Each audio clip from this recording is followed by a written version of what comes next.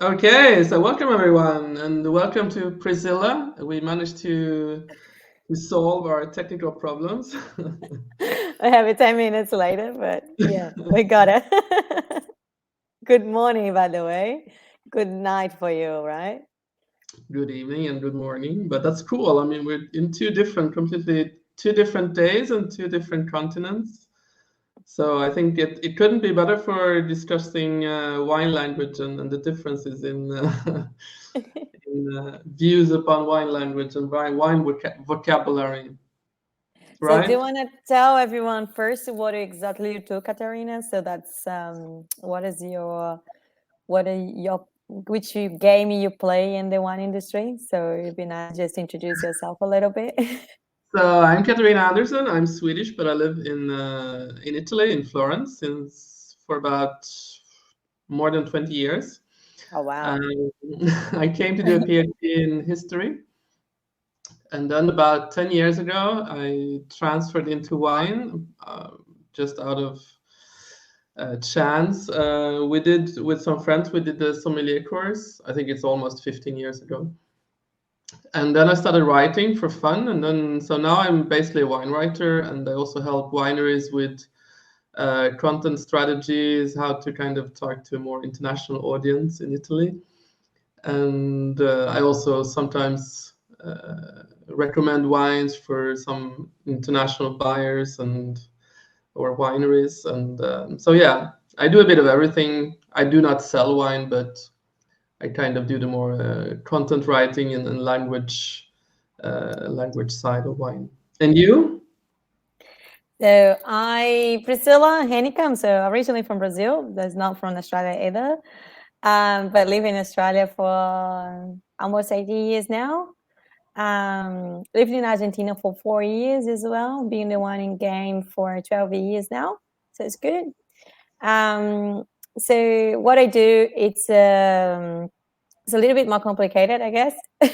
But so what I try to do is like a more vision kind of thing. So I work with different projects around the world with like a bigger view about the wine industry. So it's more about it to planning and preparing like lots of like the changes need to be done in the wine industry. One of them is the wine language. So that's why I'd be very interested to talk about that with you today. The communication needs to be different. So customers want different things. And I think we need to adapt to the changes. So yeah, I worked with a different like technology. We work with like the export market. So I'm the only specialist in Australia for the Brazilian export Okay. market. Yeah, we work with some technology companies as well, helping them to be able to understand each other, I guess, because the wine industry is quite Big issue. romantic, and then and the technology is quite like numbers, metrics, and they are completely two different minds. So then just need someone in between to do the translation. It's like when someone is speaking English and someone is speaking, I don't know, Spanish. So someone needs to be the medium, the translation between these two. It's pretty much the same thing. Yeah, that's the main thing I do, but I do work with different projects around the world with like more outside of the box ideas. That's very cool. It's very exciting. It's very motivating because I guess that's where we're going to be anyway. So we need new people, new minds, fresh ideas to be able to keep you play the one game for longer.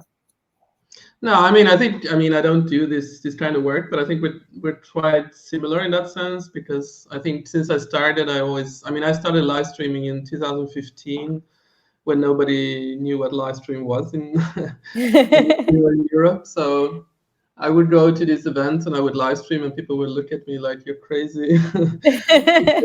I knew these American tech people who kind of told me like, oh, you have to do like this and like that. So, and I realized then that there's this huge gap between the wine world and the technology sector and all other sectors, and that it's.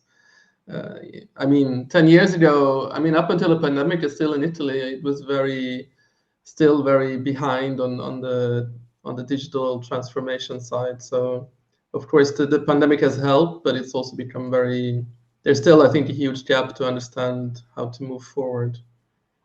Yeah.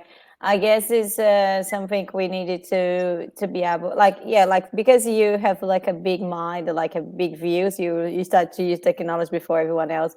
And I think in Italy probably is one of the, that's what I think. You probably correct me if I'm wrong.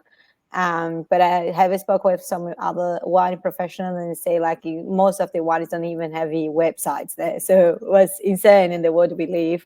Some I of them think don't today they even really do. I think now it's actually France who is more behind, because I think smaller producers in France don't really have websites either.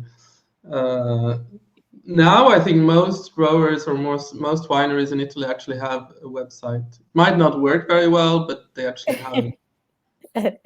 At least it's But a good start. I think that's really a problem of Europe, I think, because I think also in Germany there are several wineries who, or smaller wineries who they don't have a website, or they have like Yeah. one from 1995 or something.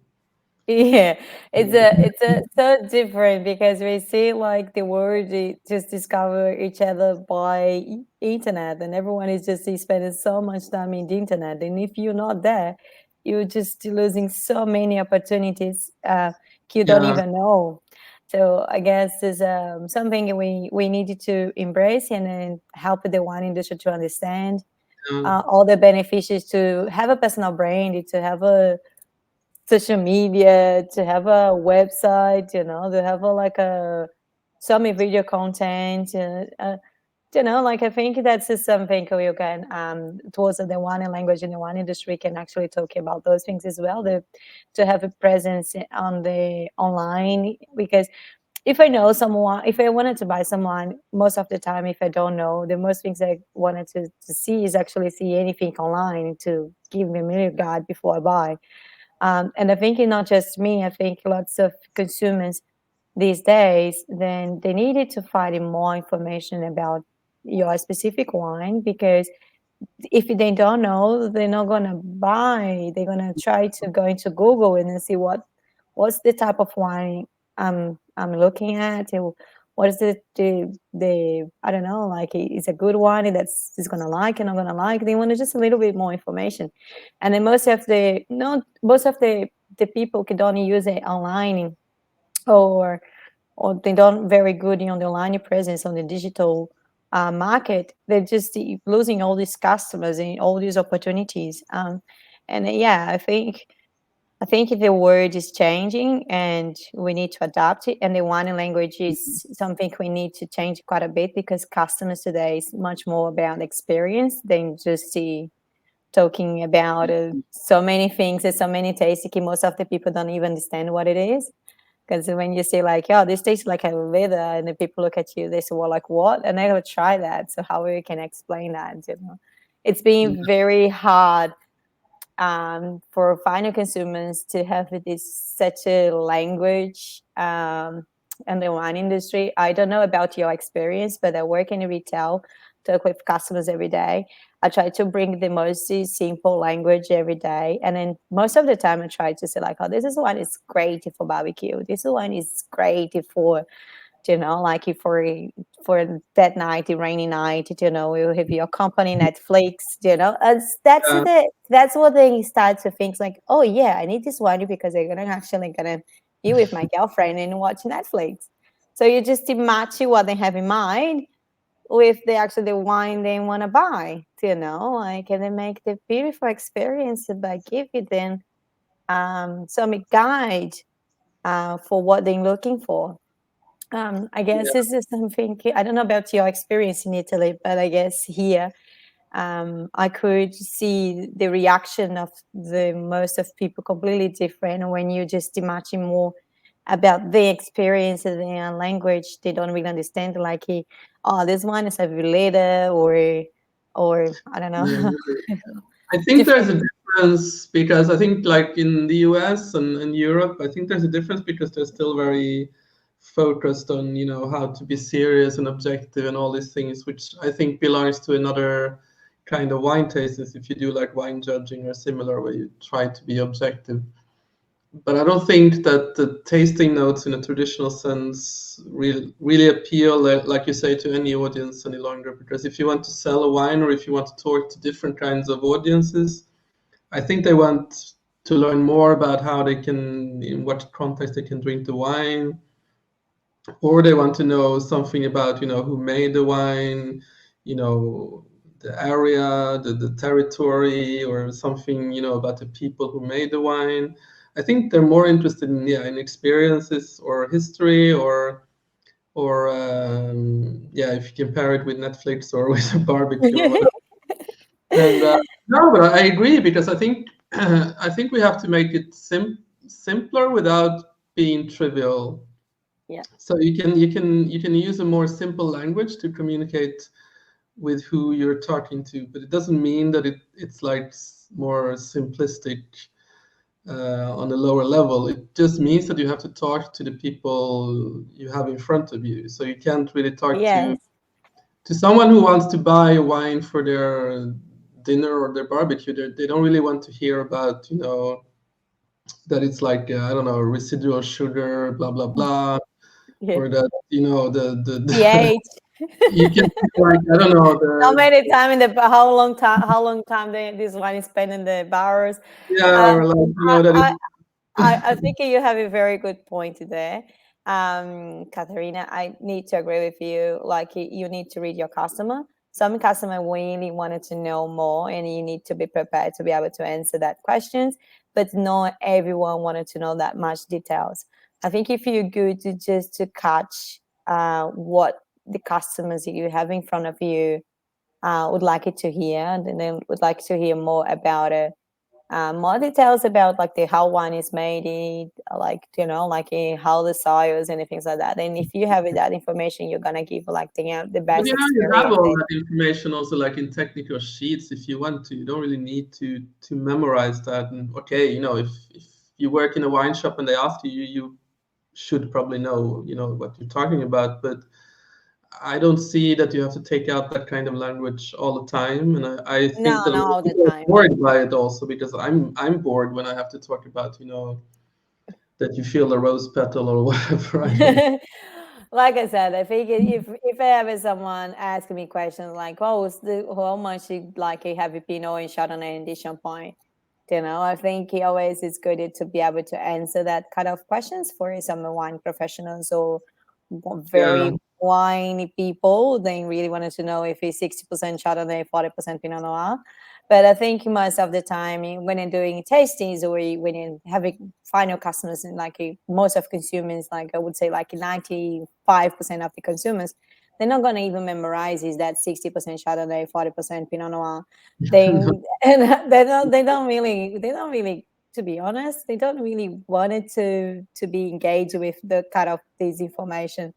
If Well, I mean, I you can mention it even if they don't remember. I mean, but I It's not wouldn't spend remarkable too for much them. time on focusing on that. So I think if you have like, I think there's a difference, because I was at this in Veneto a couple of weeks ago. There was this conference or seminar with 7, 8 speakers, all men, of course, about the future of wine, and a lot of them were talking about the future, and it still felt a bit old school, because so they were talking about style, to focus on style in wine instead of quality. Um, but I think they meant, like, that when you talk abroad about quality of wine, that I don't know, I produce wine in Tuscany, so I have a really good quality. I mean, nobody's interested in that, but I don't think that many are interested in style either, because style, then it means that you only talk about the finished product. So you would only talk, about tasting notes, or what you can feel in a wine. So I don't know. What are your thoughts about this? Because a bit we talked about it now, that you wanted to know more about experiences, how in what context you can taste the wine. Always I try not to talk about like that the most premium wines, just because I feel like all the time you listen to the same thing, and I feel like consumers is just very tired, just like Yeah. This is the best wine ever. This is the most premium wine. This is the most beautiful wine you could even have. And so I think Yeah. customers just don't have the trust anymore. If you say that to someone, they just look at you as like, whatever, because I think you just listen so much. It's the same message. So for so many different wineries, they are tired. The customers are tired. They don't Yeah. want to hear that the same speech. Because my soils and my climates is just perfect to make wines. Like who doesn't have the best soils and the best climate ever to make Yeah, wine? It's that's like true. so many regions in Italy, so many regions in Australia, so many regions in France. What they make you different? It's real, like I think that's what I try to when I like talking with you wineries. I always say like you need to find what's your point of difference because we have so many wineries in Australia. We have about 2,500 wineries here. So what's your point of I think difference? it's more about value. I mean, what kind of value do you provide? Yeah, what kind of a value? And I guess other thing here we don't really see wineries do is just to tell the story. Like, what's the difficult, what's the challenges you had in your past? So I'm sure, like lots of them have been struggling, and they are struggling now. But no one want to talk about their struggling situation. And if people really connected with it, with the things things similar to them, because all of us we're struggling with something. Yeah. Like you're gonna actually get people in your side by just to be honest and be, like open to actually share what is your moment and the things. But always it's all Yeah. about it to be more successful. My wine is the best. Yeah, I'm selling wine is everywhere, and then there's no the reality because when you talk to them, they are always struggling. It's why you don't be honest with your audience, why you don't be honest with like the people like you, and then they may attract more people. And I think the word need to be like the way the wineries, like why not we don't talking about the vintage, like the whole struggling we had in that vintage, instead of to say like like to say like, oh, it was great vintage, because all the time it's a great vintage, like we just make more elegant, we just make more strong wine, but it's all great vintage. Why you don't talk a little bit more about the struggling, make it as That's true. engaging a That's little true. bit more. Anyway, so I think it's always space for improve in the wine industry.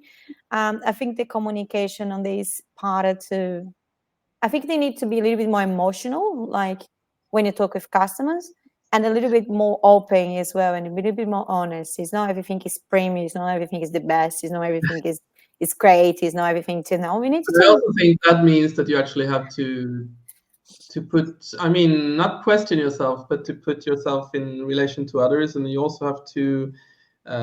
It's a bit to be authentic, no, but not being authentic by talking about, that we're in this area and we're like in the best area, as you say, but rather to talk about, what happened from year to year, what is challenging, what is not challenging, what I don't know if something particular happened in 1 year. And I see that the few wineries in Italy who does that, they really manage to build a good community, because they Yeah, have people who follows them and who buys their wines and who wants to know more about them. And I see that it works. So I don't know why more people or more wineries are not doing that actually. I just because I think they have this caring to fail to fail, like they scared to tell people that was not so great, or they are failing, or they Yeah, fail in the past. Do you know how much sometimes we struggling to say something we fail in the yeah, past, and then just I think that the same feeling for wineries. They don't want it to tell like, oh, that's like it was not as it was planned, like it's always harder for so many people to say things than it's much easier to say how great you are than to yeah. say anything else, like it to be more vulnerable, like but I think that's the point, that's making some of the one is more approach, and you have like a big audience and people really connect with them. And I think that the language you talk, I talk about my experience. I always try to be very honest and very authentic. I'm not always the best. I going through the whole my struggling and I'm talking like it Well, I all mean, that's very we honest, all and make mistakes, and it's not like everything is super fantastic all the time. no, it never, and you don't really want it to either, because if everything is so fantastic, you'll never be really, really happy because you're never struggling anytime. You need to struggle a little bit to be able to get the happiness afterwards. So it's the way the world works anyway. So it's not point to try to making just say the same thing every day. And then for me is you say the same thing every day and you have no likes, no comments, no engagement, to see like you talk with no one, and then you don't even try to change. So, like why have you been posting so many about my premium wine and my 95 points wines or whatever, and you see people don't really like it, don't really comment, don't really share. So it is the message right, really, or you should try something else to see if you can actually get more people engaged with you. I No, think that's the thing I think people need to stop to think about. so do you see that there's this because I mean the criticism with this new wine lexicon that like Magmaker and what's her name, another Esther Mobley, they claim that it's too classist and Eurocentric and like exclusive French. So do you see anything of that in Australia, or is it completely different? About what? Sorry, No, that the wine language that is now changing. I mean, they're more focusing on the wine language, how we describe a wine. So there's been this huge discussion in the last few years about that wine language in general is very kind of upper class and Eurocentric, and that also the yeah. WCT is kind of just perpetuating a certain kind of exclusive elitist way of discussing wine. Do you see anything of that in Australia, or is it different? Well, look, I think in Australia we take it like the language. I think most of the wine professional, it's still doing the same thing. To be honest, Yeah. I think it's what we see around, and many people doing the same thing for many, many years. And Wesset has been big influence in Australia, is for sure. So people still describe the wine as like on the standards of the Wesset, like Wesset, because it's London in Australia. So like they have a very good relationship, and then that's just a big influence how you describe the wine scene on that way. To be honest with you, when I did the Wesset, I was struggling so much with the tasties because I'm originally from Brazil. I have absolutely no idea what is butterscotch, or butterscotch, I think that's the name. Like the little sweet stuff. Here we actually have lots in. Yeah, I feel like it was actually a butter from Scotland. So that's what I thought, because that's what Google Translate told me. And for the whole time I did actually the Wesset, I thought that like it was something completely wrong, because I didn't know, and absolutely having no reference to what's about that. And then all the flowers they have there, I have never seen in my life. All the flavors of the fruits is something I never ate before. So how the reference for me to do that tasty on the Wesset 3 was, I was pretty much copy and paste like what are familiar for me, what the people translate in English. I like, and I translate that's probably the right thing, But like I was terrible. I was putting the Google Translate all the time, and I tried to see these fruits, and I tried to go around, I tried to buy these fruits, and they're not available. It was like on these flowers and not available anywhere. What's the elderflower? I have absolutely no idea. I'd say. And for me, these kind of flavors, if it's not familiar with you, doesn't really make any sense. Doesn't touch your heart. Doesn't come in natural for you. You just put words there. But I think It's it's also like the same within. I mean, I did the sommelier course here in Italy, and I must say that even if I lived in Italy for a long time, I didn't know all the flowers and all the herbs and stuff. And I struggled a lot too, because there were a lot of things that I had to look up, and I had no clue what they would smell like or taste like. Because yeah, it's completely different from Sweden, where where you grow up, you have this imaginary of the fruits, the flavors, the herbs that you are used to, and even if I mean, I've been living in Italy for a long time, but I don't know everything. So for me, it was a bit the same. It felt very strange, and I think And imagine for customers as well. Can you imagine like you tell like you should taste a blueberry and they have absolutely no idea what blueberry tastes like? Because I have it so many times like, oh, I never tried blueberries in my life, and then and it was like, all right, so you just lost the connection with the customer because you don't talk the same language to them anymore, because you just put it like in flavors there. I did the course, like I did not the course of sommelier. I did like a course in Argentina. It's called Escuela Argentina de Sommelier, and that's the thing I really like it after did the Western and the Court of Sommelier about this school, the first school I did, because I could actually put it whatever that's I want to on my tasting.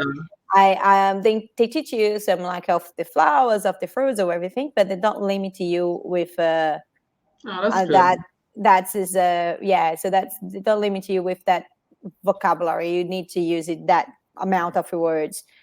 We could use whatever. And when I did the Western, I kind of use it anything, and I having no idea. I was really struggling with the tasty, to be honest. And then I think one of the reasons is because I have absolutely no idea what the fruits there or things like that. And then I think for me was struggling was from Brazil and from English, from London. It's completely two different words. Because if I'm from Australia, probably would be easier. But it was like my first year in Australia, I tried to do the Western. My English was not great either. And then plus I needed to all these fruits, having no idea what it is. And it just became like a big messy and like, anyway. But I think the same for China. I think in the one article you sent to me from Jancy Robson, they talk about China as well. They have absolutely no clue about the fruits, because the fruits in China is completely different. Yeah, so I guess it's something we needed to change. But there needs to be more flexibility. You don't have to do the same thing in every country. You don't have to. I don't think there's anything wrong with describing it, in your own way and with your own words. I don't know. I mean, of course, if you go to London and do a tasting there, you might need to know what they're talking about. But if you live like, I don't know, in Spain or in Australia or in Argentina or in the US, I mean, I think you also should have the flexibility to describe the wines in your own words. Yeah, and I think wine is so subjective as well. So everyone tasted different things. It's so hard for us to give me one tasty. That's what I should taste it. Like it's almost like tell them they don't really have like No, a it's a bit freedom like you tell people what they should taste before they have tasted a wine, and then I think you destroy a bit the experience for them, because Yes. they might not be great tasters, or but they still, I think they can feel why they like a wine, and I think you should give them the opportunity to do that. To play, yeah, to play, to have fun, to try to find out the flavors and the smell. I agree. But yeah, most of the time we're going, I don't know about Italy, but we're going to Saladoras in Australia, and people say like, oh, this one is like more lemon, more lime, more green apple, and they give you all the flavors before even you try. And then I think it just became something, natural from the wine industry. It's something like people just doing that without even think. Then I stopped to do that when I realized I was I call like boring, like analogy and boring, because when you're talking so much about that, they maybe people look at you, it's like, oh my god, what she's talking about, having no idea. And then most of the time, and then they just smell very quickly and it's tasty, but they don't really want to try to get at all the aromas and the flavors. It for some of customers, not for all of the customers. The customers just want to taste it, and it tastes good, and they like the wine. They don't want to go into so many details, so many flavors, so many aromas, and so many complexities, so many words. They don't want to go that towards all those small details. And then when you study wines, I think, at least for me, when in the beginning of my career, I thought that was wonderful and awesome, and I need to teach everyone about that. Everyone needs to know.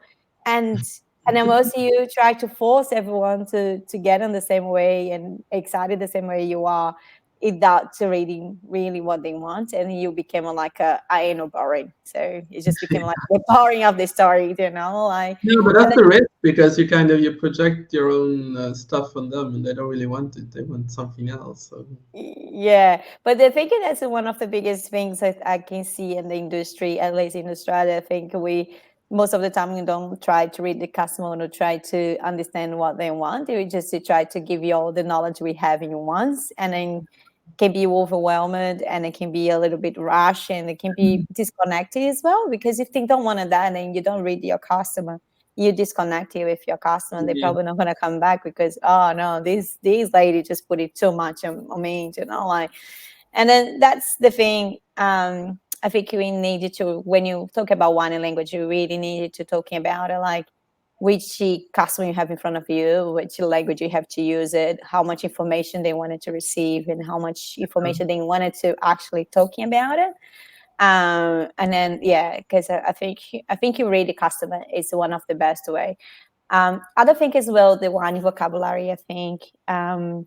I don't know if you have been working in retail with the consumers, like on the floor, but sometimes consumers doesn't know how to say things. Like, for example, I have so many people coming to the store, could work in the retail, and then they say like, I want a dry or sweet wine.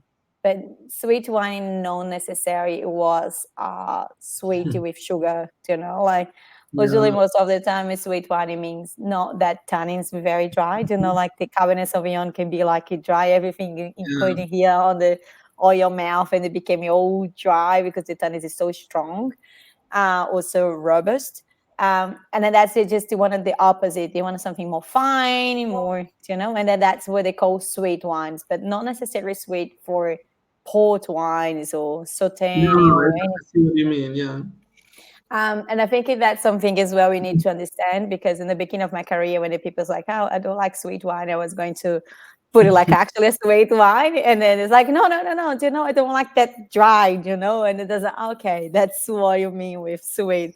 So, and I think that's always when the people say sweet, it's like, oh, what do you mean sweet? Sweet of sugar, or sweet of just the dry tannin?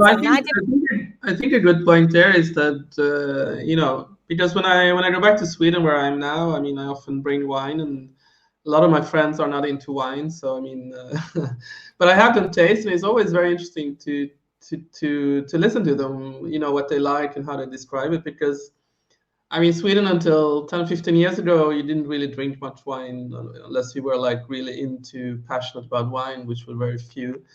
And there wasn't really existing a wine language, because you didn't really make wine in Sweden. Now you do, since the last 20 years, it's become more and more. But so still, it's a lot of the words they use is actually just directly translated from English or French.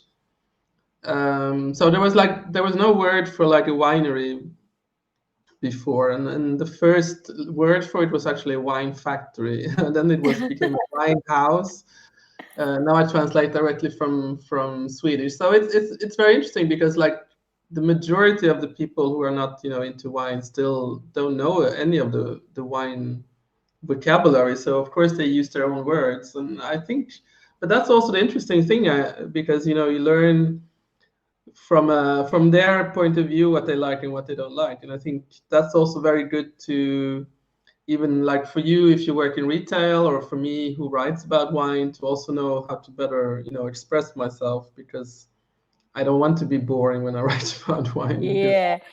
And that's the thing about it, the things, like I had customers as well. One day he came to me and it's like, I like it bubbles, but I don't like a very bubbly wine. And it's like, right, what are you talking about bubbly wine? Let's go through here.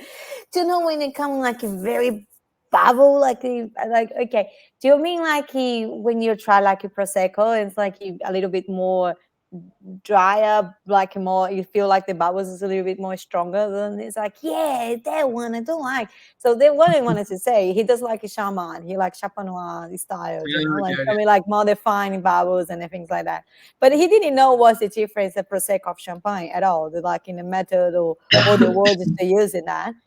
And then the only way he wanted to explain it is actually just the not too bubbly, you know, and that's the words he uses. It's like, I like bubble wines, but you know, like some bubble wines can be very bubbly, and I don't like that. It's like you just wanted something like more fine and more smooth, you know, like when the bubbles is a little bit more smaller. So that's what he wanted to say, but he didn't have the words to say. So I think the best wine communications is people actually listen the customer and then to try to understand them, and then that is actually recommend something to them, because it is if you're not, you're just going to disappoint the customer because you don't really understand their language, and the wine language is not, you know, we can't really say that to in a Western exam, like, oh, this one is too bubbly, or, you know, like everything have it to be like a very professional way. But in the end of the day, you can learn about professional way to teaching for other professionals, but you really needed to learn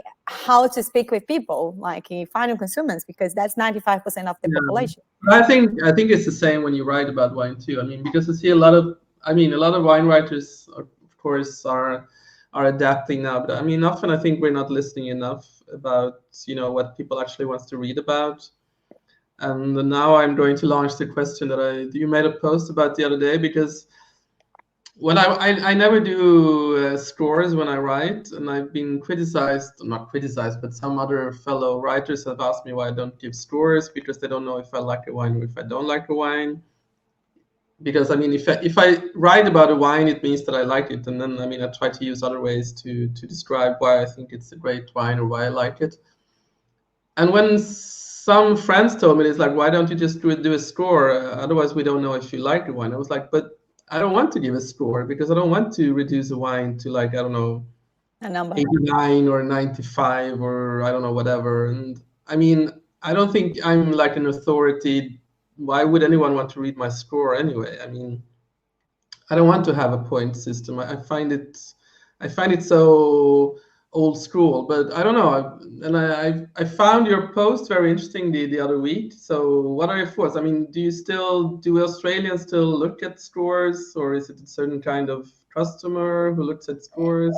I think that's like we mentioned that when I think in the comments. I think they are customers looking for these stores, definitely. And then most of them, I would say, is like actually more wine professionals. So if you're like whiny, like a very big wine lovers, like they really wanted to be make sure that make sure that wine he didn't buy is actually look like for wine professionals is approved by them. That is very important. But to be honest, like for normal consumers and they buy $25-$30 a bottle, they don't really care about scores. Like because I deal with like 7,000 of people every week before in my last job, we just give you like a very good example. 95%, they don't really. And then if you say like 95 points, and then he's gonna like, yeah, but you just told me like the other one, it was 95 points as well. And it's true. I have 4,000 bottles, and it probably 1,000 bottles have 95 points. You know, it's no way to give you a different point of sales by you having 95 points. You know, like it's more about if I am a wine drinker, like a very wine lover, and I really buy expensive wines, and I really wanted to be able to get this vintage, but I don't know if the vintage was good or not, and then by having some, you know, Robert Parker or whatever else, like any of these wine critics say like it was 95 points, just giving me the trust I can actually buy. I think that's more that feeling than actually the normal day consumers. And at 25 years old, 26 years old, they actually buy wines. And you're talking about, oh, this is wine, like actually wasn't mentioned. This wine is about like James Halliday, it's like there's his winery, and you look at me, it's like, why are you talking his name? I never heard about it. It's like a actor, he's a singer. What this guy is like, oh, he's one of the wine critics in Australia. It's like, oh, right. So they don't really care or it's not remarkable for them. It's just like they don't really know about it. They don't read. I think it's a good thing. I think the period of this kind of way of looking up a wine is a bit it's a bit passé now. I mean, it was the 90s and the early 2000s, the 80s perhaps was a lot of these score systems, and I think it's probably good that we are starting to move beyond that because. Yeah, and I get a very good positive response on that post. Yeah, a very big, like people send me direct messages afterwards, and then they said like, yeah, I agree. I think we don't need it to go that way. I think that's is not the future, and it's not the future. I don't know if you read about one of the things of AI. They actually can actually taste the wine and they give you all the components, all very accurate information to you in 2 seconds. Like. Yeah. And then in the future, this like if you're a wine judge and if you're just going towards that position, you probably like I don't know how much jobs you'll be there in the future either, because AI just taking that position as well to taste the wine and to tell you like all the composition they have and all like they did with the bottle, and then get it like all 100% right. So it's even like then like all those things is actually going to come along, and I think the points is not going to matter anymore at all, because people just probably going to use some kind of AI in your hand and then try to figure out if the wine is good or not. I think that how we look upon wine. I mean, wine has become much more. Not popular, but for like, it's become much more approachable. I mean, just 10 years ago, wine was much more for these kind of snobby people who were like sitting and doing scores or saying like things like this smells like the salt from Himalaya or something like that, or the Alpine rose. I mean, who knows what the Alpine rose smells like? I don't know. Yeah, I guess it's like in the today. I think more people, and I think we needed that. We need to make wine a little bit more approachable, because we already have a big problem in the world, and now the wine itself is declining everywhere in the world. So we have like globally a problem, and if you don't make inclusive and then don't make even like people of younger people actually to engage with the wine industry. I don't like it.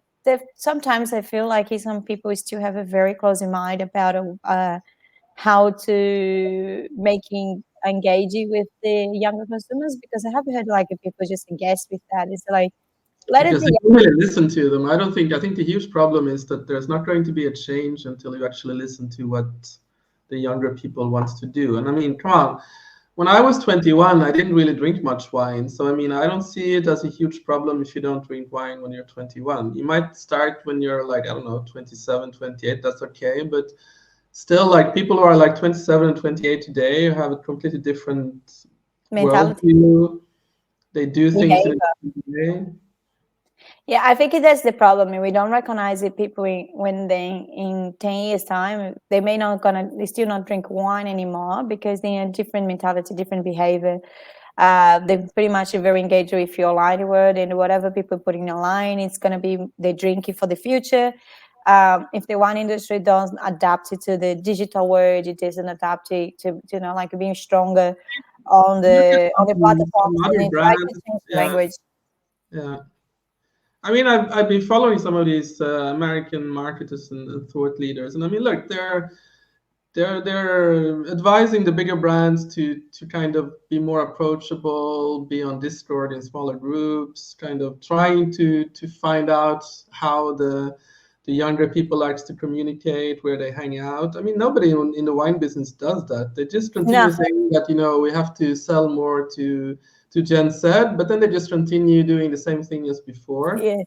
There's nobody who goes like, let's create, let's go where they hang out. So they might hang out, I don't know, on Discord, whatever the other channels, which is probably smaller channels because they want to be in smaller communities. Yeah. So you have to kind of diversify, and you have to understand how to speak to them. But I don't see anybody doing that. No, No. The wine industry is very traditional. It's very hard for them to think. And they think like, if I change, I'm going to lose the customers. It's just about that. And then, yeah, you may losing a few, but you may get lots more, you know. The life is a risk. If you're not risky anything, is you're not going to take anything like a big step of your life. If you know, like, it's everything you do. Yes, it can be a risk if you change a little bit your wine language for adapted to the new world. Yes, it can be affected like in some of your customers for sure. But if you not change, and if you not want to take the risk, if you don't want to go into the next step on your business, I don't think it's like, you know, like what's going, like, you know, like what's to be the future? Do you want to just say I'll win all the time, or you just want to keep playing all the time? That is a big difference. It's not about winning the one game. It's about keeping playing, keep adapting to new things, keep adapting to new language, keep adapting new people behavior, because we all different. I am so different after social media than was before. Do you know, like we all behave different because social media. I don't watch TV anymore, but I am in the Instagram all the time, I'm on the LinkedIn all the time. Do you know? But I don't watch TV anymore. I think, I mean, look just at social media, as you say. I mean, the last 2 years since the pandemic, it has changed a lot. It's not the same as it was before, but still, I think a lot of wineries or wine businesses still use it as they did like 5 years ago. Yeah. I think like you said, I think the pandemic, the COVID, actually helped so many people wake up. But I think it's still lots of people still sleeping and still losing opportunities for now. And the idea to do these webinars, you know, wineries are often farmers, so they want to have, you know, quick results with as little money, investment as possible. Everyone wanted that, like little money and a big results. It's just But I mean, if you doesn't don't work. wait, it takes time to get a result, and you know, if you're not prepared to wait for a couple of years, but then you will see, which, you know, you will see huge results, but you have to be prepared to be patient. And I mean, nobody wants that. And so they go with the cheapest offer, and then you just think that, you know, in 3 months everything will change, and it doesn't. It just continues as before. I think you need to have two strategies. One is strategy to get a customers now because you have money to keep your business going on. But they have a big strategy as well, like engaging customers and they say, you know, like I think you need to work with two things. And then people for sure. I mean, you always have to direct the market where you sell. Yeah. And I think the marketing, people really think anything they do for market is to get money straight away. And then sometimes marketing just bring awareness, or marketing can be just like to get people know you there. When they need to buy, they're going to buy from you because they remember. So I think that is a message that people don't understand what marketing is. People really think marketing is sales thing are the same thing. No, that's not a problem. They think that, you know, if they take on a social media manager, this person will, you know, sell for them. But that person will not sell. They would just kind of help them to get more visibility, to get more people into their community, to help them become more kind of humanize their brand. And I mean, that's what they do for them, but they're not going to sell. I mean, that comes later on, but it's also something they have to work on themselves. It's not. Yeah, but they need to be remembered. I think more people talk about you, you're gonna be remembered. Like more people talk about Katarina, it's more chance Katarina get more things. You know, like if more things, like if you talk about more painfolds, it's more likely people's gonna go into painfolds. You know, it's just like whatever you do, it takes time to get to that point. But when you get there, it's fairly explosive, I think. So. Yeah, I think it's very good. We haven't been speaking for 50 minutes now. We don't want it to be that too long because if not, people get tired.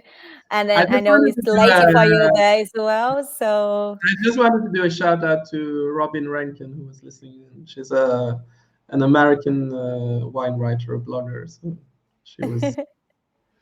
No, I think it was really fun to discuss these things, and it's interesting to be on different continents and different nationalities. Definitely was great, and definitely was great to be able to listen what's your experience in Italy, and then to be able to see like what we can be done different as well. Just discussing like a few opinions. I hope like people listening this webinar can actually taking different ideas or different approaches when they communicate their wines, and then to be able to talking with the consumer's language. I think that's my what I taking from this webinar away. And thank you so much, Katarina, for explaining No, your thank experience you. and then like a wine writer and communicator wine for such a long time, playing this game for a long I time. enjoyed It's very always much very useful. the point of view of the more consumer and retail oriented, because I don't work in retail, so I didn't know that much about people actually are looking for. But I think it's very interesting. I think it also shows how the wine business has to change. And Yeah, I think definitely his experience. It's helped us to be able to understand the consumer side, and hopefully that's added some value for the wine business as well. So yeah, but thank you so much, Katarina. Have a lovely, thank lovely you. night in And evening there. you have a great day. You have to work now, so Yeah, I do. I'm just going to go and rest a bit. Have a nice day. Bye. You too. Bye bye.